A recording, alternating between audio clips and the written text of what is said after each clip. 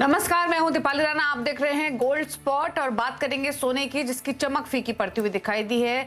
Spot market में 61,500 के नीचे प्राइसेस आते हुए दिखाई दिए हैं। वहीं अगर इंटरनेशनल मार्केट्स की बात करेंगे तो 2000 के नीचे भी गोल्ड फिसलते हुए दिखा। फिलहाल $2005 के आसपास इंटरनेशनल मार्केट्स में कर रहा है ट्रेड। क्या यहां से और कमजोरी हावी होगी? कैसे हैं ट्रिगर्स? इन सब पर करेंगे फोकस। साथ ही बात करेंगे एनर्जी पैक की, जहां पर कच्चा तेल एक दायरे में ट्रेड करते हुए दिख रहा है। हालांकि जो रीगेन की थी स्ट्रेंथ हाल ही में, उसको होल्ड कर रहा है। आज भी $83 के आसपास कारोबार कर रहा है कच्चा तेल। साथ ही बात करेंगे नेचुरल गैस की भी। वहीं एग्री कमोडिटीज में जीरे में गिरावट का दौर जारी है। कहां थमेंगे भाव, इस पर करेंगे फोकस। हमारे साथ है पोपली ग्रुप के director Rajiv Popley, HDFC securities के head commodity and currency research Anuj Gupta, कोएचजी ग्रुप के डायरेक्टर रिसर्च रवि दियोरा हमारे साथ बने हुए हैं। आप सभी का स्वागत है शो में। लेकिन शुरुआत करेंगे गोल्ड के साथ और बात करेंगे इंटरनेशनल लेवल्स की सबसे पहले, जहां पर हमने $2000 के लेवल्स के नीचे गोल्ड फिसलता हुआ देखा। फेड के रेट कट को लेकर जो बेट्स लग रही थी, उसमें काफी चेंजेस देखने को मिल रहे हैं। यूएस इन्फ्लेशन की जो रिपोर्ट आई थी वो तो स्ट्रॉन्गर देन एक्सपेक्टेड है, जिसके बाद एक्सपेक्टेशंस ये हैं कि deeper rate cuts Fed reserves की तरफ से आ सकते हैं। लेकिन उसके बावजूद भी 2000 के नीचे जो भाव फिसला है, क्या यहां से और कमजोरी आ सकती है? कैसे रह सकते हैं ये तमाम इंडिकेशंस, इस पर करते हैं बातचीत। राजीव पोपली हमारे साथ ऑलरेडी बने हुए हैं। राजीव जी, पहले तो राय आपकी गोल्ड प्राइसेस पर ही, कैसे देख रहे हैं आप भाव? यहाँ से 2000 के नीचे भाव ऑलरेडी आकर अब कारोबार कर रहे हैं। यूएस का इन्फ्लेशन रिपोर्ट हमारे सामने है, जो कि जनवरी में एक्सपेक्टेड जो था उससे ज्यादा बढ़ते हुए दिखाई दिया है। तो कैसे देख रहे हैं आप ये तमाम ट्रिगर्स? मॉर्निंग दीपाली। ये ऑफ कोर्स एक सरप्राइज है हमारे लिए भी। एक करेक्शन ऑफ प्राइस है। इंडियन रुपीज हम देखें तो ₹1000 की फर्क पड़ जाएगी। And what we see is कि गोइंग अहेड, अगर ये कांस्टेंट भी रहा, हमें डॉलर एक्सचेंज को देखना पड़ेगा more than the gold price. अगर डॉलर रेट में कुछ करेक्शन आएगी तो गोल्ड इंडियन रुपी वाइज फिर से वही प्राइस पे जा सकती है, above 62,000।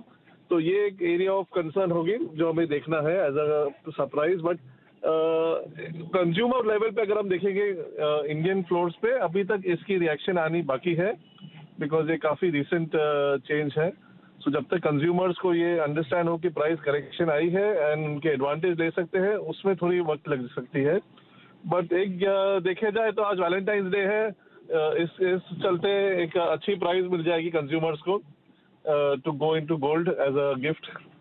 So that's how we see it. Okay अच्छा राजीव जी, आपने वैलेंटाइंस डे की बात की है, तो आम तौर पे वैलेंटाइंस डे के दिन कितनी खरीदारी होती है ज्वेलरी की? क्या डिसेंट पार्टिसिपेशन होता है? और आज क्या एक्सपेक्ट कर रहे हैं फिर दिन भर के लिए? वैलेंटाइंस डे ऑफ कोर्स एक अच्छी ओकेजन होती है गिफ्टिंग के लिए, specially for with in the family and couples. हमारे तरफ से जो हम ज़्यादा बिस्पोक और डिज़ाइनर ज्वेलरी बनाते हैं, तो हमारे एरिया में कंज्यूमर्स काफ़ी पहले से ही इसकी ऑर्डर्स देते हैं।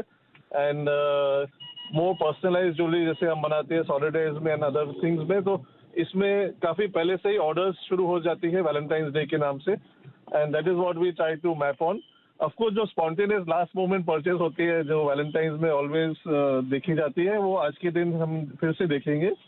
एंड ये एक अच्छी एक हैबिट है एंड जेस्चर है विद इन द कपल्स, जो जारी रहती है डायमंड्स में।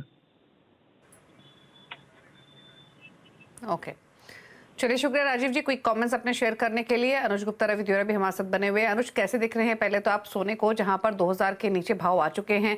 जो एक्सपेक्टेशंस थी कि शायद मार्च नहीं तो मई जून में रेट कट आ सकता है, वो भी अब वो बेट्स भी अब ट्रिम होते हुए दिखाई दे रही हैं, क्योंकि 3.1% इन्फ्लेशन नंबर आया है, जो कि 2.9 एक्सपेक्टेड था।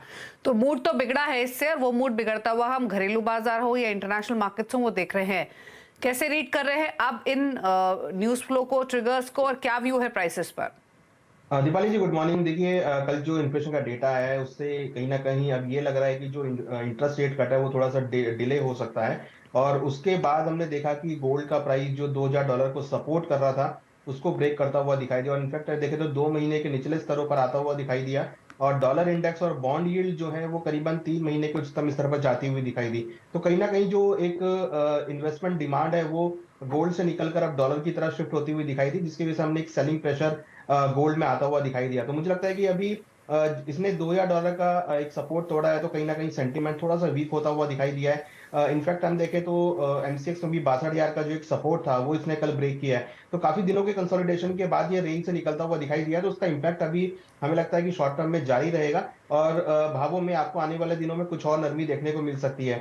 फिजिकल मार्केट की अगर बात करें तो कोई खास डिमांड वाला टाइम अभी नहीं दिख रहा है, कोई फेस्टिवल सीजन नहीं है। और दूसरी तरफ देखें तो कहीं ना कहीं मार्च जो फाइनेंशियल ईयर की क्लोजिंग है वो भी यहाँ पर सामने है। तो मुझे लगता है कि डिमांड साइड पे थोड़ा सा मार्केट जो है वीक रह सकता है और फंडामेंटली भी थोड़ा सा वीकनेस आती हुई दिख रही है। टेक्निकली भी अब सपोर्ट को ब्रेक करता हुआ दिखाई दिया है। तो सभी एक्सपेक्ट लग रहे हैं कि शॉर्ट टर्म के लिए एक सेलिंग प्रेशर जो है गोल्ड में यहाँ पर देखने को मिल सकता है। तो हमें लगता है कि गोल्ड अभी थोड़ा सा एक अंडरटोन जो है बियरिशनेस में ट्रेड होता हुआ दिखाई देगा।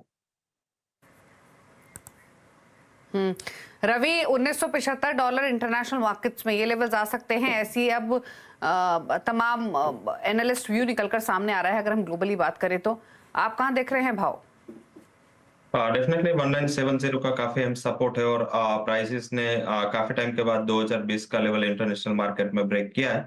तो नेक्स्ट इमीडिएट सपोर्ट यही आ रहा है और आई थिंक इसके बिलो प्राइसेस जाएंगे भी नहीं। मुझे लग रहा है कि क्योंकि थोड़ा लैकलस्टर था, थोड़ा एक्सपेक्टेशंस मार्केट की रियलिटी से ज्यादा थी और इस हिसाब से पहले मार्च में रेट कट की होप थी, बाद में जून में गए, अभी जून में भी थोड़ा डिले हो रहा है। तो आई थिंक ये जो सारे फैक्टर्स है वो इंडिकेट कर रहे हैं कि शॉर्ट टर्म में थोड़ी वोलेटिलिटी रहेगी। कल के बड़े करेक्शन के बाद आज डे ऑफ कंसोलिडेशन होगा, बहुत बड़ी गिरावट की एक्सपेक्टेशन ना करें तो थोड़ा सेल ऑन राइज का स्ट्रेटेजी वहां पे रिकमेंडेड रहेगा। 61,580 के करीब अगर आता है तो वहां पे एक बार सेल करना चाहिए एंड 61,700 के स्टॉप लॉस के साथ एक छोटा स्टॉप लॉस रखे। टारगेट भी मुझे लग रहा है कि 61,000 तक एक लिमिटेड डाउन साइड वहां रह सकते हैं, तो वहां पे आता है तो कॉन्ट्रा कॉल भी ले सकते हैं। बट यस, आज के दिन में एटलीस्ट थोड़ा बिग वाली का जोर है वो जारी रह सकता है। यूएस मार्केट ओपनिंग के बाद शायद यहाँ पे सेलिंग और बढ़ सकती है। ओके, तो थोड़ा सा प्रेशर रह सकता है, 61,000 तक भाव आ सकते हैं। सीपीआई के नंबर्स एक्सपेक्टेशंस के से थोड़ा सा बढ़कर आए हैं। अब यूएस का रिटेल सेल्स का डेटा आएगा थर्सडे को, प्रोड्यूसर प्राइस इंडेक्स के नंबर्स आएंगे फ्राइडे को, उनको भी मार्केट कीनली वॉच करेगा। और इस हफ्ते जो फेड ऑफिशियल्स हैं उनकी तरफ से भी स्टेटमेंट आने हैं, तो इंपॉर्टेंट रहेगा ये वीक यूएस डेटा के पर्सपेक्टिव से देखें तो। लेकिन अब बात सिल्वर की भी कर लेते हैं और अनुज क्या राय है यहाँ पर आपकी, क्योंकि यहाँ हमने जो मेटल्स में थोड़ा सा सपोर्ट आते हुए देखा था, थोड़ी बाइंग आते हुए देखी थी, उसका सहारा सिल्वर को मिला था, लेकिन वापस मेटल्स भी नीचे हैं and so is the case with silver. कैसे देख रहे हैं सिल्वर को आप अभी? देखिए सिल्वर के अंदर भी हमने एक सेलिंग प्रेशर कल आते हुए देखा और फाइनली जो 70,000 का एक सपोर्ट था वो भी कल चांदी ने ब्रेक किया। $22.5 का एक सपोर्ट चांदी मेंटेन कर रहा था, उसको भी ब्रेक करता हुआ नीचे दिखाई दिया। तो इनफैक्ट अगर हम देखें तो पूरे ही बुलियन पैक में कल एक सेल ऑफ देखा गया नाइट सेशन में। मुझे लगता है कि आज भी यही जो सेलिंग एक्टिविटी है वो यहाँ पर देखी जा सकती है। काफी ऑलमोस्ट 3 महीने के बाद हमने 70,000 के लेवल को ब्रेक करता हुआ देखा, तो यहाँ पर भी कंसोलिडेशन था जहाँ पर ब्रेक होता हुआ दिखाई दिया। हमें लगता है कि ये भी जो बिकवाली है वो यहाँ पर देखने को मिल सकती है।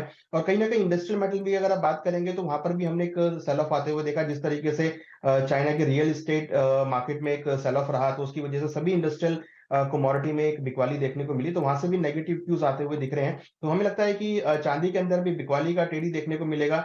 हमें लगता है कि करीबन 69,700 के आसपास बिकवाली का ट्रेड लेना चाहिए। स्टॉप लॉस करीबन 70,300 का लगा है। टारगेट नीचे एक्सपेक्ट कर रहे हैं कि एक बार 69,000 तक देखा जा सकता है और इंटरनेशनल मार्केट में करीबन $21,500 तक के लेवल देखने को मिल सकते हैं। तो चांदी भी हमें लगता है कि इंट्राडे के लिए बिकवाली का ही कैंडिडेट हो सकता है। ठीक है, तो चांदी में भी बिकवाली का ही ट्रेड्स आप इनिशिएट कर सकते हैं। लेकिन अब बात कर लेते हैं कच्चे तेल की, जो कि लाल निशान में भले ही है, लेकिन इंटरनेशनल मार्केट्स में अगर आप ब्रेंट देखेंगे तो अभी भी $82 के ऊपर कारोबार कर रहा है। और इस हफ्ते के लिए यूएस एनर्जी इंफॉर्मेशन एडमिनिस्ट्रेशन की तरफ से जो ऑफिशियल डेटा आना है वो तो कीनली वॉच होगा ही, लेकिन इंपॉर्टेंट ये है कि यूएस में जो क्रूड ऑयल इन्वेंट्रीज हैं वो एक्सपेक्टेशंस के मुकाबले लगभग 2.5 मिलियन बैरल्स बढ़ती हुई दिखाई दी हैं। लेकिन उसके बावजूद भी प्राइसेस ऐसा नहीं है कि जो अपनी रेंज के अपर साइड पर ही ट्रेड कर रहे हैं, फ्लैट हैं आज के कारोबार में। रवि, कैसे देख रहे हैं कच्चे तेल को? हालांकि है तो रेंज में ही, लेकिन फिलहाल तो रेंज के ऊपरी स्तरों पर टिकता हुआ दिखाई दे रहा है। जब से प्राइस में एक जियोपॉलिटिकल रिस्क का भी एक प्रीमियम था एंड पर्टिकुलर कल न्यूज आए कि शायद ये हमास एंड इसराइल के बिटवीन आगे वार्तालाप बन रही है, बट उसी time IEA means international energy agency as well as देखे तो ओपेक के जो डिमांड को लेके ऑप्टिमिज्म आए, इसने प्राइसेस को काफी अच्छा सपोर्ट दिया, डिस्पाइट कि कल ग्लोबल फाइनेंशियल मार्केट में डेटा के बाद काफी वोलेटिलिटी थी, वीकनेस थी, बट क्रूड में कुछ भी ज्यादा वीकनेस नहीं दिखी थी और 82 के लेवल के ऊपर ब्रेंट कंफर्ट के साथ ट्रेड कर रहा है। हालांकि ऊपर 8320 का एक स्टीप रेजिस्टेंस है, तो मुझे लग रहा है कि अभी मींस के इफ एंड बट्स ज्यादा है क्योंकि डिमांड को लेकर अभी भी कंसर्न है। चाइना इस मार्केट बंद है, ताइवान बंद है, चाइना नेक्स्ट वीक ओपन होगा, तब तक वहां से क्यूज नहीं मिलेगा। आज इन्वेंट्री के डेटा क्रूड के लिए काफी इंपॉर्टेंट हो गए, तो इतने इवेंट के हिसाब से मेरा रिकमेंडेशन है, वैसे तो अभी भी 6600 तक के लेवल के लिए तैयार है, बट यस अभी इस टाइम वेनिला ट्रेड ना करें, अभी ऑप्शन का इस्तेमाल करें। 6500 का कॉल ऑप्शन 190 के करीब बाय करें 140 के स्टॉप लॉस के साथ, और ये कॉल ऑप्शन आपको 280 तक के लेवल दे सकता है। तो ये volatility and if and buts में मेरे हिसाब से आपको ऑप्शन अच्छा वहां पे सपोर्ट देता हुआ दिख सकता है। मार्च कॉन्ट्रैक्ट के ऑप्शन आप बाय कर सकते हैं क्योंकि जो करंट कॉन्ट्रैक्ट की एक्सपायरी आज है, तो आई थिंक नए कॉन्ट्रैक्ट में आप कॉल ऑप्शन लेके शॉर्ट टर्म के लिए वहां पे ट्रेड ले सकते हैं। अनुज, एक राय आपकी नेचुरल गैस पर, यहाँ तो प्राइसेस काफी गिर चुके हैं, क्या व्यू है इन स्तरों से? अगर आप देखेंगे तो मल्टी ईयर्स लो पर आता हुआ दिखाई दिए, जो कि अहम सपोर्ट है। तो मुझे लगता है कि कहीं ना कहीं जो अभी प्राइसेस है वो ओवर सोल्ड टेरिटरी में जा सकते हैं और यहाँ से हम लगता है कि एक शॉर्ट कवरिंग आ सकती है। हालांकि फंडामेंटल साइड थोड़ा सा वीक है, बट मुझे लगता है कि थोड़ी मोटी एक जो रिकवरी है वो यहाँ पर देखने को मिल सकती है। तो जिन्होंने शॉर्ट कर रखा है उनके लिए सलाह है कि एक बार यहाँ पे प्रॉफिट बुक कर सकते हैं, क्योंकि हम एक्सपेक्ट कर रहे हैं कि यहाँ से एक छोटी सी रिकवरी आ सकती है। हालांकि अंडरटोन अभी भी वीकनेस की है, तो बाउंस बैक आए तो बिकवाली करें, मगर फिलहाल करंट रेट पे हमें लगता है जिन्होंने बिकवाली कर रखी है वो एक बार यहाँ पे निकल सकते हैं। ओके, तो जिन्होंने बिकवाली की हुई है वो यहाँ मुनाफा समेट लें, अब यहाँ से शायद नीचे ना जाए, ऑलरेडी प्राइसेस काफी हल्के हो चुके हैं। चलिए फोकस करते हैं बेस मेटल्स पर। बेस मेटल्स में कल थोड़े से हम प्राइसेस को संभलता हुआ देख रहे थे, लेकिन आज का कारोबार अगर आप देखेंगे तो वापस लाल निशान में है। कॉपर लाल निशान में ट्रेड कर रहा है, एल्यूमिनियम लाल निशान में है, लेड में भी नेगेटिव बादशाह ट्रेडिंग होते हुए दिखाई दे रही है। हालांकि जिंक है जो कि बिल्कुल फ्लैट कर रहा है कारोबार। क्या राय है आपकी पूरे बेस मेटल पैक पर रवि? थोड़ा वोलेटिलिटी बेस मेटल में रहेगी, पर्टिकुलर चाइनीज मार्केट जब तक ओपन नहीं होगे तब तक कोई बड़े रिकवरी या रिवर्सल के चांसेस नहीं है। कल सुबह में काफी अच्छे रेट पे बेस मेटल ट्रेड कर रहे थे, हालांकि जो डेटा है उसके बाद थोड़ा मार्केट में वीकनेस है, हालांकि थोड़ा सिलेक्टिव रह के सेल करें। मेरे हिसाब से थोड़ी स्ट्रेटेजी मिक्स रखे। जिंक में 207 के करीब प्राइसेस चल रहे हैं, सेल करें 20740 पे, स्टॉप लॉस 209 का लगाए, और डाउन साइड मुझे लग रहा है कि जिंक में जो लेवल है आपको 203 तक के आते हुए दिख सकते हैं, तो वहां पे क्लियर वीकनेस है, वहां पे सेल करना चाहिए। हालांकि शॉर्ट टर्म के लिए अगर कोई ट्रेड लेना है तो एल्यूमिनियम काफी इंटरनेशनल मार्केट एंड डोमेस्टिक दोनों में एक अहम सपोर्ट 199 के करीब ट्रेड कर रहा है। शॉर्ट टर्म के लिए एल्यूमिनियम ये लेवल पे बाय किया जा सकता है। आई थिंक नेक्स्ट वीक तक रुके, चाइनीज मार्केट ओपन होने के बाद आपको थोड़ी रिकवरी वहां पे रिज्यूम होती दिखेंगी। स्टॉप लॉस 195.20 का लगाए एंड टारगेट अपर साइड 206 के रहेंगे। तो इंट्राडे के लिए zinc sell and short term के लिए एल्यूमिनियम बाय, ये स्ट्रेटेजी आप बेस मेटल में रख सकते हैं। ओके, अनुज कोई क्विक ट्रेड आपकी तरफ से बेस मेटल्स पर? देखिए बेस मेटल में भी हमें लगता है कि एक प्रॉफिट बुकिंग देखने को मिल सकती है, क्योंकि जिस तरीके से डॉलर स्ट्रेंथ ले रहा है और चाइनीज मार्केट बंद है, तो सेल ऑन राइज की स्ट्रेटेजी यहाँ पे रहेगी। तो कॉपर मुझे लगता है कि बिकवाली के तौर पे देख सकते हैं, करीबन 707.50 के आसपास बिकवाली करें, 789 का स्टॉप लॉस है, टारगेट नीचे लग रहा है 701 तक देखने को मिल सकता है। इनफैक्ट जिंक में भी हमें लगता है कि एक सेलिंग प्रेशर देखा जा सकता है और नीचे 209 रुपए तक के लेवल देखने को मिल सकते हैं। तो बेस मेटल भी मुझे लगता है कि थोड़ा सा इंट्राडे शॉर्ट टर्म के लिए वीकनेस है, जहां पर सेल ऑन राइज की स्ट्रेटेजी यूज कर सकते हैं। ओके, चलिए सेल ऑन राइज की स्ट्रैटेजी रखिए बेस मेटल्स पर, फिलहाल ये आउटलुक है और तमाम स्ट्रैटेजीज है नॉन एग्री पैक से। रुक रहे एक ब्रेक के लिए, रवि देवरा, अनुज गुप्ता हमारे साथ बने रहेंगे, लौटेंगे तो बात करेंगे एग्री कमोडिटीज की। जल्द वापस आते हैं।